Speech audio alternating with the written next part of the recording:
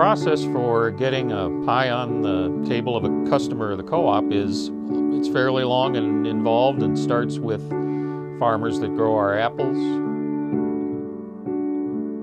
We started selling apples to Willy Street probably in the middle 1970s, and Willy Street has continued to be interested in our apples, and we've been very appreciative of that. The fact that they have some interest in buying local produce is very important to us. FEED stands for Food, Enterprise, and Economic Development. Willy Street did a lot to help us get open. They helped with donations, they did some fundraisers at the store, they've done events here, and we've got so much tie-in with them that you don't even understand sometimes where it comes. Willy Street decided that this fall they wanted to do their pies with all local ingredients. They're doing local certified food anyway, but hey, if we're going to do a baked product, why don't we get it from the local farmers that we're already working with supporting?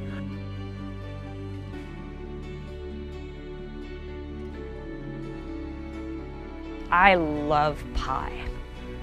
My name is Kareth Grandy, and I am a baker here at the Willy Street Co-op Off-Site Kitchen.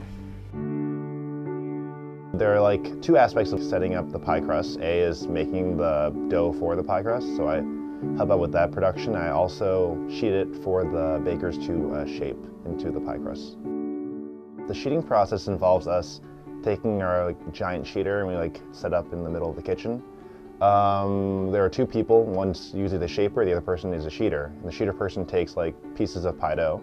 We put it in the sheeter and kind of run it through until we get to a nice thickness that we want to.